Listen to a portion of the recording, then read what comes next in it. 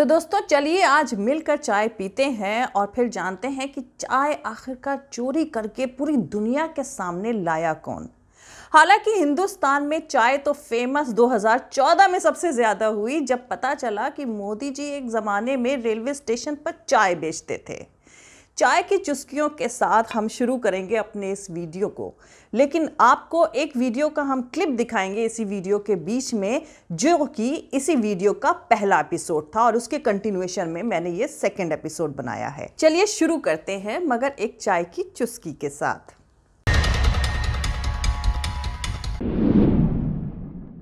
दोस्तों, एक रिसर्च के मुताबिक पानी के बाद चाय दुनिया की सबसे फेमस पीने वाली चीज है और दुनिया में हर रोज अरबों खरबों लोग अपने दिन की शुरुआत चाय के गर्म प्याले से करते हैं। ये अलग बात है कि इस दौरान कम ही लोगों के दिमाग में ये ख्याल आता होगा कि ये चीज आखिर उन तक कैसे पहुंची। चाय की ये कहानी किसी सस्पेंस एक्शन थ्रिलर फिल्म से कम नहीं है। ये ऐसी कहानी है जिसमें जासूसी रोमांच भी है, लकी मूवमेंट और ट्रेजेडी भी है। वैसे चाय की शुरुआत कैसे हुई, इसके बारे में कई कहानियां मशहूर हैं। एक में मशहूर चीनी बादशाह शिनूंग ने सफाई के इरादे के बाद तमाम अवाम को हुक्म दिया कि वो पानी उबाल कर पिया करें। एक दिन किसी जंगल में बादशाह का पानी उबल रहा था कि चंद पत्तियां हवा से उड़कर बर्तन में जाकर गिर गईं। शिनूंग ने जब ये पानी पिया तो न सिर्फ उसे उसका टेस्ट पसंद आया, बल्कि उसे पीने के बाद उसके बदन में चुस्ती भी आ गई। ये चाय की पत्तियां थीं और उनको पीने के बाद बादशाह ने अपनी अवाम को हुक्म दिया कि वो लोग भी उसे आजमाएं। इसके बाद ये चाय चाइना के कोने कोने तक पहुंच गई। यूरोप को सबसे पहले 16वीं सदी में चाय के बारे में पता चला, जब पुर्तगालियों ने इसकी पत्ती का कारोबार शुरू किया। एक सदी के अंदर अंदर चाय दुनिया के अलग अलग इलाकों में पी जाने लगी, लेकिन खास तौर पर ये अंग्रेजों को इतनी ज्यादा पसंद आई कि उनके तो घरों घरों में पी जाने लगी। ईस्ट इंडिया कंपनी वेस्ट से हर सामान के ट्रेड की जिम्मेदार थी। उसे चाय की पत्ती महंगे दामों पर चीन से खरीदनी पड़ती थी और वहां से लंबे समुद्री रास्ते से दुनिया के बाकी हिस्सों में ये पहुंचाई जाती थी, जहां जाते जाते इसके दाम बढ़ जाते थे। इस वजह से अंग्रेज चाहते थे कि वो खुद हिंदुस्तान में इसे उगाएं ताकि चीन का पत्ता कट जाए। इस इरादे में सबसे बड़ी रुकावट ये थी कि चाय का पौधा कैसे उगता है और इससे चाय कैसे हासिल करी जाती है, इसके बारे में किसी को भी नहीं मालूम था। यही वजह थी कि 1848 में ईस्ट इंडिया कंपनी ने रॉबर्ट फॉर्चून नाम के एक शख्स को इस पर जासूसी के लिए भेजा था। इस जंग में 20 से 25 हजार चीनी हताहत हुए, जबकि ब्रिटेन ने अपने 69 सैनिक गंवाए थे। इस जंग के बाद चीन पूरी तरह से हिल गया था। अगस्त 1842 में HMS कॉर्नवालिस पर नॉनकिंग के पास चीनियों से अंग्रेजों का समझौता हुआ, जिसे दुनिया अनइक्वल ट्रीटी के नाम से जानती है।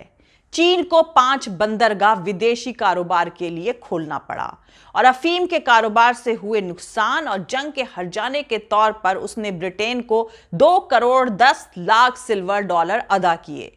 ब्रिटेन को इस ट्रीटी से हांगकांग पर कब्जा मिला, जिसका इस्तेमाल चीन में अफीम का कारोबार बढ़ाने के लिए किया जाना था। हालांकि इस ट्रीटी का फ्यूचर कितना साफ था, इस पर कई लोगों को शक था। चीन हार और अनइक्वल ट्रीटी के बाद खुद को इंसल्टेड महसूस कर रहा था। इस हालात को भांप रहे ब्रिटिश राजनेता और कारोबारी इस बात से बेहद परेशान हो रहे थे कि अगर चीनी रूलर्स ने अफीम की खेती अपने मुल्क में करने की इजाजत दे दी तो पीस एकॉर्ड नाकाम हो जाएगा। इसी डर से लंदन में ख्याल पैदा हुआ। यह सोच थी चाय का फ्यूचर सिक्योर करने की, क्योंकि अगर चीन अफीम को लीगलिटी दे देता तो यह इकोनॉमिक ट्रायंगल में सुराख पैदा कर सकता था। इंग्लैंड के पास चाय के बदले देने के लिए कोई दौलत नहीं थी, ना ही भारत में जंग के लिए वो पैसा जुटा पाता, ना ही वो अपने घर इंग्लैंड में पब्लिक वर्क्स कर सकता था। इसका मतलब यह था कि इंग्लैंड का आने वाला वक्त पूरी तरह से चाय के फ्यूचर पर टिका हुआ था। अंग्रेज ये भी समझ चुके थे कि भारत का हिमालयी इलाका चीन जैसी चाय उगाने के लिए मुफीद हो सकता है। हिमालयी इलाके ऊंचे थे, अच्छी मिट्टी वाले थे और बादलों से ढके रहते थे। लेकिन भारत में चाय लाने और उसे पैदा करने के लिए अंग्रेजों को बेहतरीन क्वालिटी वाली चाय के पौधों की जरूरत थी, हजारों बीजों की जरूरत थी और चीन की सदियों पुरानी रिवाज को समझने वाले जानकारों की जरूरत थी। इस काम के लिए अंग्रेजों को चाहिए था एक प्लांट हंटर, बागबानी का बेहतरीन जानकार, एक चोर और एक जासूस। और अंग्रेजों को यह सब जिस शख्स में मिला उसका नाम था रॉबर्ट फॉर्चून। तो दोस्तों, इसके आगे का सियासी तमाशा जानेंगे किसी दूसरे एपिसोड में। फॉर्चून ईस्ट इंडिया कंपनी का जासूस था जो चीन के अंदरूनी इलाकों में जाकर वहां से चाय की पत्तियां चुराने के काम से निकले थे। लेकिन उस मकसद के लिए उन्हें सबसे पहले अपना भेष बदलना था, जिसकी पहली शर्त थी कि वो चीन रिवाज के मुताबिक माथे के ऊपरी हिस्से से बाल मुंडवा ले। इसके बाद फॉर्चून के बालों में एक चोटी जोड़ दी गई और चीनी कपड़े भी पहना दिए गए। साथ ही उनसे यह कहा गया कि वो अपना मुंह बंद रखें। हालांकि एक और दिक्कत थी जिसे छुपाना आसान नहीं था, वो था फॉर्चून का कद, जो कि आम चीनियों के मुकाबले तकरीबन 1 फुट से भी लंबा था। उसका हल उन्होंने कुछ यूं निकाला कि लोगों से कह दिया कि वो चीन के दीवार के दूसरी ओर से आए हुए हैं, जहां के लोग लंबे होते हैं। इस काम में बहुत कुछ दांव पर लगा हुआ था। अगर फॉर्चून कामयाब हो जाते तो चाय पर चीन का हजारों साल का राज और हक खत्म हो जाता और ईस्ट इंडिया कंपनी हिंदुस्तान में चाय उगाकर सारी दुनिया में बेचना शुरू कर देती। लेकिन दूसरी तरफ अगर वो पकड़े जाते तो उसकी सिर्फ एक ही सजा थी और वो थी सजाए मौत। उसकी वजह यह थी कि चाय की पैदावार चीन में एक राज था और उसके शासक सदियों से इस राज को छिपाने के लिए पूरी कोशिश करते आए थे। अपने मकसद को पूरा करने के लिए उसे चीन के उन इलाकों तक जाना था जहां शायद मार्को पोलो के बाद किसी यूरोप के शख्स ने कदम नहीं रखा था। उसे मालूम हुआ था कि फौजियान सूबे के पहाड़ों में सबसे अच्छी काली चाय उगती है, इसलिए उसने अपने एक साथी को वहां जाने के लिए कहा। फॉर्चून ने सर मंडवाने, नकली चोटी रखने और चीनी कारोबारियों की तरह वेश बदलने के अलावा अपना एक चीनी नाम भी रखा था, जो सींग हुआ था। ईस्ट इंडिया कंपनी ने उसे खास तौर पर यह आदेश दिया था कि वो बेहतरीन चाय के पौधे और बीज के अलावा ऐसे पौधों की खेती और उगाने की टेक्निक हासिल करके आए जो हिंदुस्तान में पैदा किया जा सके। इस काम के बदले उन्हें तकरीबन 500 पाउंड्स एनुअली दिया जाता था। लेकिन फॉर्चून का काम आसान नहीं था। उन्हें चीन से सिर्फ चाय को पैदा करने के तरीके ही नहीं सीखने थे, बल्कि वहां से उन नायाब पौधों को चोरी करके भी लाना था। फॉर्चून अच्छे खासे तजुर्बे वाले शख्स थे। उन्हें चाय की किस्में देखकर पता लग गया कि चंद पौधों से कुछ नहीं होगा, बल्कि पौधों और बीजों को तस्करी के जरिए भारत लाना पड़ेगा ताकि वहां चाय की पैदावार बड़े पैमाने पर शुरू की जा सके। यही नहीं, उन्हें चीनी मजदूरों की भी जरूरत थी ताकि वो हिंदुस्तान में चाय की खेती करने में मदद कर सके। इस दौरान उन्हें खुद ही चाय के पौधों के उगने के मौसम, पत्ती की पैदावार, सुखाने के तरीकों के बारे में भी सारी बातें जाननी थी। फॉर्चून का मकसद आम चाय के पौधे हासिल करना नहीं था, बल्कि बेहतरीन चाय के पौधे हासिल करना था। आखिरकार कई नाव, पालकियां, घोड़ों और मुश्किल रास्तों को पार करके फॉर्चून 3 महीने के बाद एक घाटी में चाय के कारखाने में पहुंचे। इससे पहले यूरोप में समझा जाता था कि काली चाय और हरी चाय के पौधे अलग अलग होते हैं, लेकिन फॉर्चून ये देखकर बड़ी हैरानी में पड़ गए कि दोनों तरह की चाय एक ही पौधे से हासिल करी जाती है। फॉर्चून ने यहाँ चाय बनाने के हर तरीके पर खामोशी से काम किया। उन्हें कोई बात समझ नहीं आती तो वो अपने साथी से पूछ लेते थे। फॉर्चून की मेहनत आखिरकार रंग लाई और वो शासक की आंख बचाकर पौधे, बीज और कुछ मजदूर हिंदुस्तान में भेजने में कामयाब हो गए। ईस्ट इंडिया कंपनी ने उनकी निगरानी में असम के इलाके में चाय के पौधे उगाने शुरू करे, लेकिन उन्होंने इस मामले में एक गलती कर दी। वो जो पौधे चीन से लेकर आए थे वो वहां पहाड़ के ठंडे मौसम के आदी थे। असम के गर्म इलाके उन्हें रास नहीं आए और वो धीरे धीरे सूखने लगे। इससे पहले कि ये तमाम कोशिशें बर्बाद हो जाती, इस दौरान एक अजीब इत्तेफाक हुआ।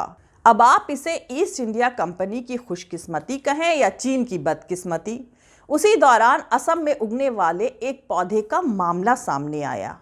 इस पौधे को एक स्कॉटिश शख्स रॉबर्ट ब्रॉस ने 1823 में खोजा था।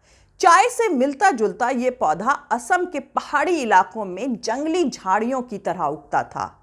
हालांकि कई जानकारों के मुताबिक इससे बनने वाला पानी चाय से कम अच्छा था। फॉर्चून के पौधों की नाकामी के बाद कंपनी ने अपना ध्यान असम के इन पौधों पर लगा दिया।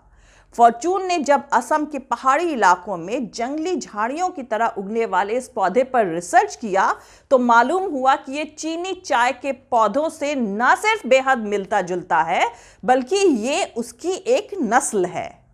चीन से तस्करी करके लाई गई चाय और टेक्निक अब कामयाब साबित हुई। इन तरीकों के मुताबिक जब पत्ती उगाई गई तो उसे लोगों ने खासा पसंद किया और इस तरह कॉरपोरेट दुनिया के इतिहास में इंटेलेक्चुअल प्रॉपर्टी की सबसे बड़ी चोरी नाकाम होते होते भी कामयाब हो गई। देसी चाय की कामयाबी के बाद कंपनी ने असम का बड़ा इलाका हिंदुस्तानी पौधे की पैदावार के लिए रिजर्व कर दिया और कारोबार की शुरुआत कर दी। एक वक्त के बाद इसकी पैदावार ने तो चीन को भी पीछे छोड़ दिया। एक्सपोर्ट में कमी के चलते चीन के चाय के बागान सूखने लगे और वो मुल्क जो चाय के लिए मशहूर था एक कोने में सिमट कर रह गया। अंग्रेजों ने चाय बनाने में एक नई शुरुआत करी। चीनी तो हजारों साल से खौलते पानी में पत्ती डालकर चाय पीते थे, लेकिन अंग्रेजों ने इसमें पहले चीनी और बाद में दूध डालकर पीना शुरू कर दिया। सच तो यह है कि आज भी चीनियों को यह बात बड़ी अजीब लगती है कि चाय में किसी और चीज को कैसे मिलाया जा सकता है। जहां हिंदुस्तानियों ने अंग्रेजों की बहुत सारी दूसरी आदत अपना ली है, वहीं उनकी देखा देखी चाय में भी दूध और चीनी की मिलावट करके चाय के मजे लेने लगे। जय हिंद, सत्यमेव जयते, अल्लाह हाफिज। दोस्तों, हमारा पूरा वीडियो दूसरे और वीडियोस देखने के लिए हमारा YouTube channel political Tamasha with doctor Arshi को सब्सक्राइब करके वहां पे लगी बेल आइकॉन को जरूर दबा दें ताकि आपको हमारे आने वाले हर वीडियो की अपडेट्स मिलती रहे। और दोस्तों, अगर आपको हमारा काम पसंद आता है, हमारे वीडियोस पसंद आते हैं तो www.patreon.com/dr अर्शी खान पर जाकर डोनेट करके आप हमारे काम को सपोर्ट कर सकते हैं। दोस्तों, अगर आपको हमारा वीडियो पसंद आता है तो लाइक और शेयर करना हरगिज नहीं भूलें। आप हमें फॉलो भी कर सकते हैं हमारे ट्विटर, इंस्टाग्राम और फेसबुक पेज पर। मेरा ट्विटर हैंडल है @arshi aziz khan। Thank you, मिलते हैं अगले वीडियो में। अरे भाई, मेरी चाय